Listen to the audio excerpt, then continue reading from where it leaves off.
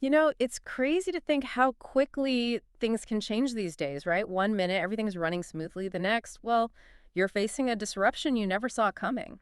It really is the reality for businesses today, and that's precisely why we're diving into something that's honestly absolutely crucial for any organization out there that wants to keep things moving no matter what obstacles pop up. Exactly. And that's business continuity management systems, or BCMS for short. Yeah, DCMS, and we're looking at it through the lens of ISO 22313.2020. Which is, think of it like your organization's ultimate playbook for dealing with disruptions. Yeah, big or small, doesn't matter. And most importantly, making sure that you can keep delivering on what you do best, even when things get a little rocky. Absolutely. It's all about ensuring that you can keep those products or services flowing no matter what's happening around you. So we're talking about building real resilience here. Exactly. Real resilience. And to be clear, while ISO 22333 is like the instruction manual, the how-to guide, it's all built on those core requirements you find in ISO 22301. Right, so it's kind of like the foundation upon which everything else is built. Precisely. So today we're going to walk you through kind of like those very first steps, those foundational elements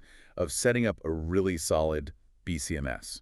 Perfect. And we're better to start than right at the beginning with Clause 1. Clause 1, yeah, the scope, the setting the stage, it's all about understanding what this ISO 22313 document is really all about, who it's for, and why it matters. Okay, so let's break that down a bit. Like, who exactly is this designed for? Well, the beauty of Clause 1 is it's really broad in its applicability, meaning it's really designed to be useful for organizations of all shapes and sizes across pretty much every sector you can think of. So we're talking manufacturing, retail, government. Public sector, nonprofits, you name it. So really, if your organization is even thinking about putting in place a BCMS, or, you've already got one and you're working on maintaining it, improving it, this is where you start. Absolutely. And I think a key takeaway from Clause 1 is it's really for those organizations that, they're serious about living up to their own promises about business continuity. Like actually being able to deliver on what they've said they'll do. Exactly. Being able to deliver those products or services when things get tough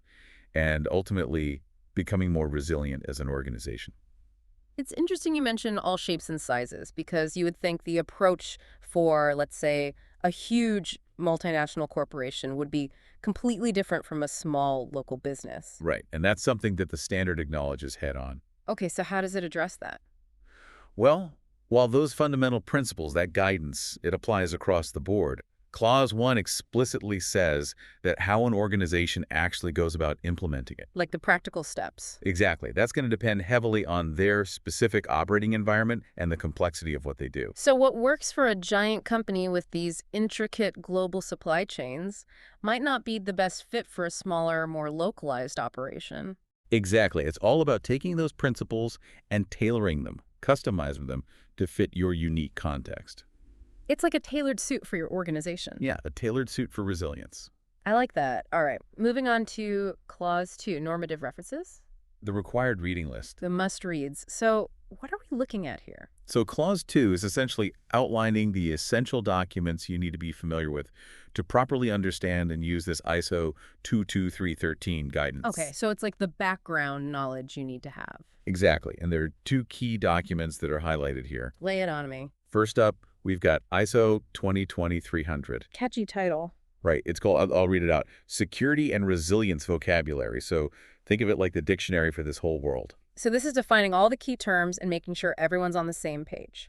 Precisely. Because when you're talking about something as important as business continuity, you really don't want any confusion around what different words and phrases mean. Yeah, no room for misinterpretations when it comes to keeping the lights on during a crisis.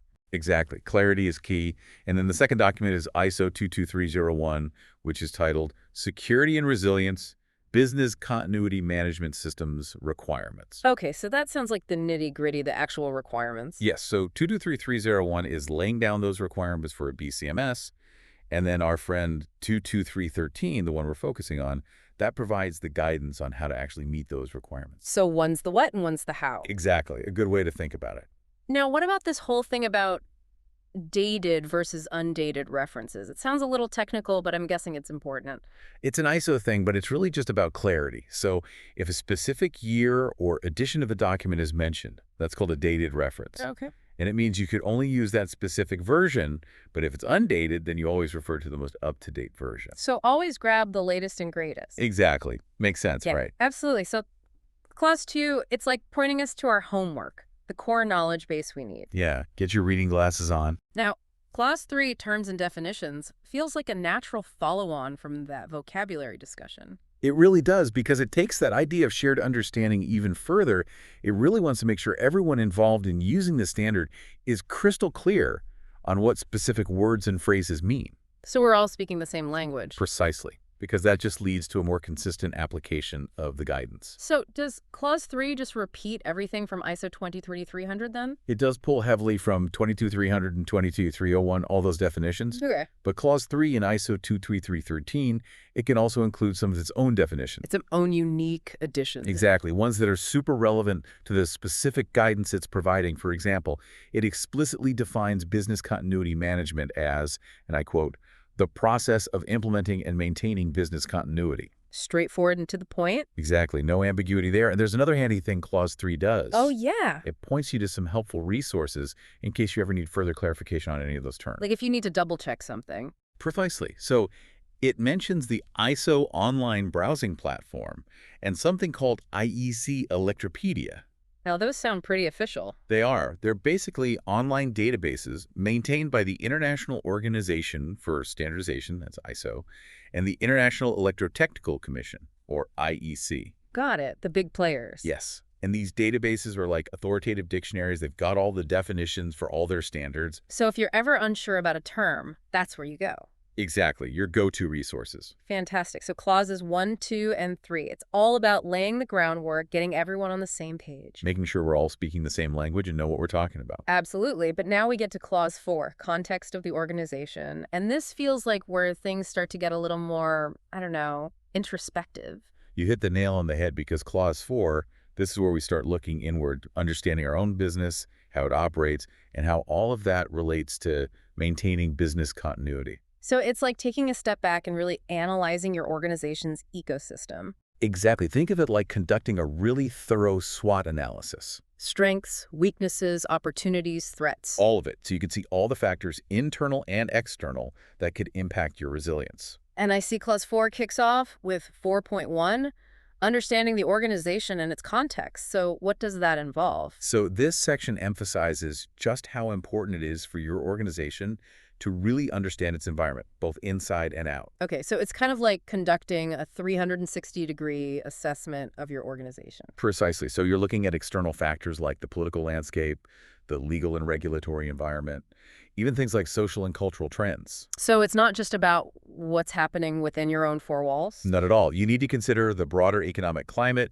technological advancements, even natural events and disasters, and of course, the competitive landscape. It sounds like a lot to keep track of. It is, and it also specifically highlights the importance of your supply chain and those relationships, even pointing you towards ISOT's 22318 for further guidance on that. So even if everything's running smoothly inside your organization, a disruption in your supply chain can have huge knock-on effects. Absolutely. Everything's connected. Okay, so that's a lot to consider externally. What about internally? What falls under that umbrella? So internally, you're looking at things like the specific products and services you offer, your core activities, the resources you rely on, like your IT systems, your equipment, even your people and their skills. So understanding your capabilities and potential vulnerabilities. Exactly. And you're also looking at your existing management systems, how you handle information and data, your decision-making processes, your organizational structure, even things like your internal communication channels. It really is a deep dive into your organization's DNA. It is. And it's about understanding how all of these elements, both internal and external, can either support or hinder your business continuity efforts. Okay, so we've got a good grasp of the context. Now let's move on to 4.2, understanding the needs and expectations of interested parties. This is a big one. It is, and it might seem a little vague at first, so who exactly are these interested parties we need to consider? So interested parties is a broad term, but essentially it includes anyone who can affect your organization or be affected by it. Okay, so we're talking stakeholders. Exactly, stakeholders. And this section, 4.2.1, it introduces this idea of a duty of care that your organization has towards these stakeholders. Duty of care, meaning? It means you have a responsibility to consider their needs and expectations when you're establishing your BCMS. Okay, so it's not just about protecting your own interests. No, it's about recognizing that your actions can have a wider impact and taking responsibility for that. Can you give us some concrete examples of who these interested parties might be? Absolutely. And the standard actually provides some helpful examples in Figure 4. Okay, let's see. So in the public sector, for instance, your interested parties might include the general public, regulatory bodies, other government agencies, your employees, your suppliers, even the media. So it's a pretty wide range of groups. It is. And in the private sector, you're typically looking at your customers, your shareholders, your employees, your suppliers, creditors, lenders, again, those regulatory bodies, and also the local community. So it's not just about who you do business with directly. No, it's about anyone who has a stake in your success or whose well-being could be impacted by a disruption to your operations. And how do you actually go about understanding these needs and expectations? Well, the standard is pretty clear. It says you need to actively identify who these stakeholders are and then determine what their specific requirements are. Okay, so not just what they tell you directly, but also what might be implied or even legally required. Exactly. You need to dig a little deeper. And then how does this understanding of your stakeholders actually shape your BCMS? Well, it's important to remember that while you need to consider all relevant stakeholders, how you engage with them might differ depending on the stage of your BCMS. Meaning? So, for example, if you're in the planning phase, you might involve certain stakeholders in those discussions. Getting their input. Exactly. But you wouldn't necessarily involve everyone in the very detailed technical aspects of your recovery procedures. Makes sense. And then, of course, during a disruption, your communication strategy will need to take your stakeholders into account. So tailoring your message to different audiences. Precisely. It's about understanding who needs what information and when. Now, within this whole section on interested parties, there's a specific subsection, 4.2.2, that focuses on legal and regulatory requirements. Right. And it might seem like it could just be lumped in with the broader category. It does, but I'm guessing there's a reason it's highlighted separately. There is.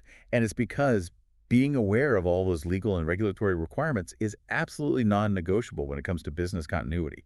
It's not just a suggestion, it's the law. Exactly. And the standard reiterates that these requirements can be explicitly stated in laws and regulations, or they could be implied by things like legal precedent or industry norms. You really need to know your stuff. Absolutely. And Clause 4.2.2 really emphasizes how important it is to document all these requirements, keep them up to date, and communicate any changes to everyone who needs to know. So it's not a one-time task, it's an ongoing process. Precisely. Legal and regulatory compliance needs to be baked into your BCMS. Okay, moving on to 4.3. Determining the scope of the business continuity management system. Scope, crucial. It is. So what are we trying to achieve by defining the scope? So defining the scope is all about establishing the boundaries of your BCMS. What's in, what's out?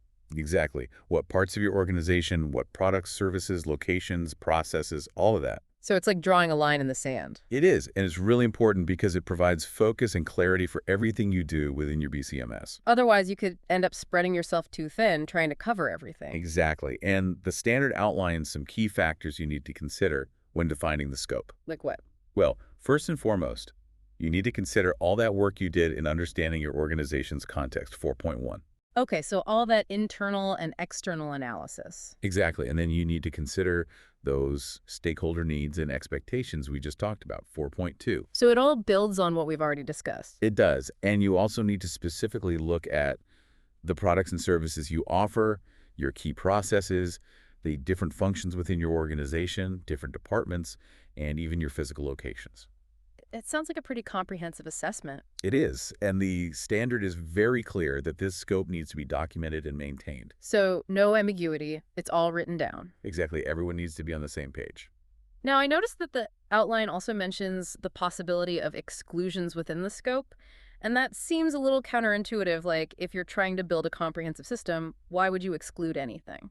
That's a great question, and it's important to understand that the standard does allow for exclusions in certain circumstances. Okay, so there are exceptions. But, and this is a big but, any exclusions have to be fully justified. You can't just ignore a problem and pretend it doesn't exist. Exactly. And the other key point is that any exclusions cannot impact your ability to meet your business continuity objectives or those requirements in ISO 23301.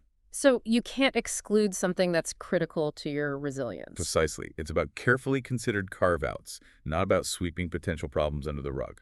Makes sense. Okay, finally, we get to 4.4, Business Continuity Management System, and it feels like this is kind of a summary statement for this whole section on It context. is. It's bringing everything together. It states that the organization must establish, implement, maintain, and continually improve a BCMS. Those are the key verbs. They are, and it emphasizes that all of this needs to be done in accordance with the requirements in ISO 22301.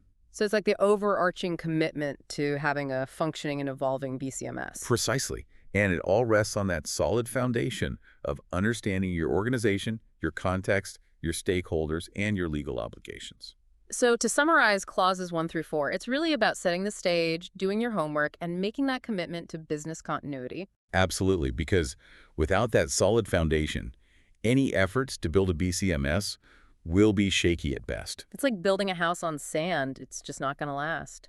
A perfect analogy. So for anyone out there who's starting their business continuity journey, these first four clauses, they're not just a suggestion, they're essential. Get this right, and you're already well on your way to building real resilience. And as you think about all the factors we've discussed today, all those internal and external influences, the needs of your stakeholders, it really begs the question, What question? what might be one unexpected factor, something you haven't even considered yet, that could have a significant impact on your business continuity plans? It's something to really think about, even beyond our conversation today. Food for thought indeed. Well, on that note, we'll wrap up this deep dive into the foundational elements of a BCMS. Until next time. Be sure to check back for more deep dives into the world of business continuity. And remember, resilience is a journey, not a destination. See you next time. Bye for now.